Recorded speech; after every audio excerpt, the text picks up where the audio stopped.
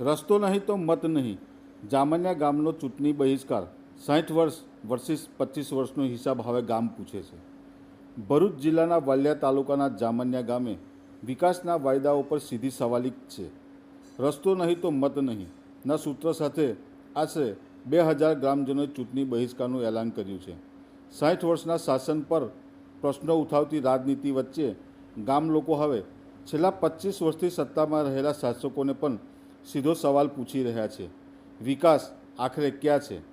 વાલિયા તાલુકાના જામન્યા ગામમાં વિકાસના દાવાઓની વચ્ચે હકીકત બિસ્માર રસ્તા જેવી જ ખંડેર બની ગઈ છે. આશરે 2000 જેટલી આદિવાસી વસ્તી ધરાવતા આ ગામે રસ્તો નહીં તો મત નહીંના નારા સાથે આવનારી ચૂંટણીનો બહિષ્કાર કરવાની ચીમકી ઉચ્ચારી છે. 3 કિલોમીટરનો મુખ્ય રસ્તો જે 1994માં બન્યો અને છેલ્લે 2006માં મરામત થયો હતો, આજે ખાડાઓનું જાળું બની ગયો છે.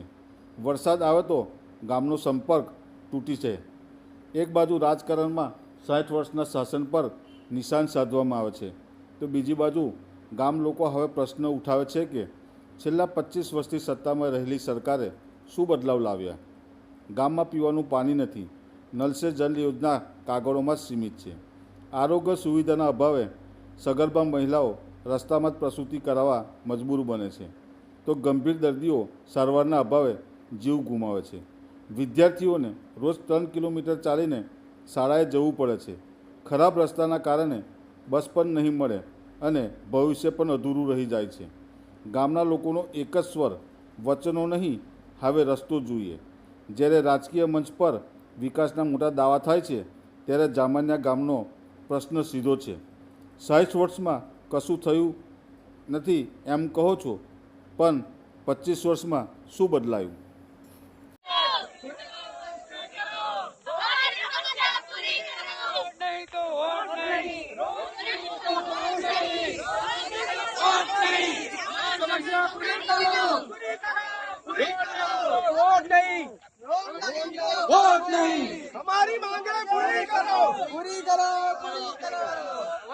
મારું નામ ચૌધરી પ્રીતિ છે.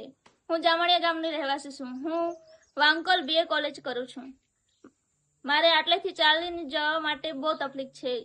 આટલેથી આશરે 3 થી 4 કિલોમીટર ચાલીને જવું પડે છે, જેમાં કેટલીક વાર બસ પકડાય છે અથવા છૂટી પણ જાય છે, જેમાં પાછા પરત આવવું પડે છે, જેથી પરત આવવું પડે છે અને અભ્યાસથી વંચિત રહેવાય છે. કેટલીક વાર મારા સાથેના મિત્રો પણ બસ છૂટી જાય છે અને તેઓ પાછા પરત આવે છે અને તેઓ પણ અભ્યાસથી વંચિત રહે છે. આશરે 20 થી 25 વર્ષથી આ રસ્તો બન્યો નથી, જેથી અમને જવામાં પણ ખૂબ તકલીફ થાય છે અને આવવામાં પણ.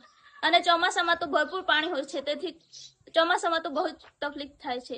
કેટલીક વાર તો એવું બને છે કે ચાલતા જવામાં તો શિયાળામાં તો એમ અંધારું હોય, તેથી બીક લાગે છે અને ક્યારેક આવતા પણ અંધારું થઈ જાય છે, તો રસ્તો સુમસામ હોય છે, તેથી બીક લાગે છે. આમ તબીબી સારવાર પણ યોગ્ય રીતે મળતી નથી. મારું નામ કિરણભાઈ ચૌધરી, ગામ જામણિયા, તાલુકો વાલિયા, જિલ્લો ભરૂચના અમે રહેવાસીઓ છે. અમારા ગ્રામજનોની જે સમસ્યા છે એ સમસ્યા એટલી ભયંકર છે કે વર્ષોથી અમારા ગામમાં રસ્તો બનતો નથી. આવવા જવામાં ઘણી બધી હાલાકી ભોગવવી પડે છે.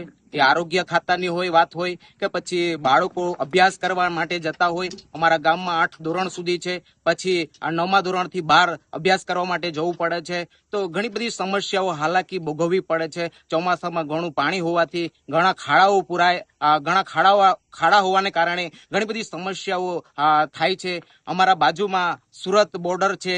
અમારું સેવાડાનું ગામ છે ભરૂચ. અમારું જે બાજુમાં સુરત જિલ્લામાં અમે જોઈએ તો ત્યાં રોડ સારી સુવિધાઓ છે, પણ અમારા ભરૂચ જિલ્લાની અંદર આ સેવાડાનું ગામ અમે હરેક લાભથી વંચિત રહી જાય છે.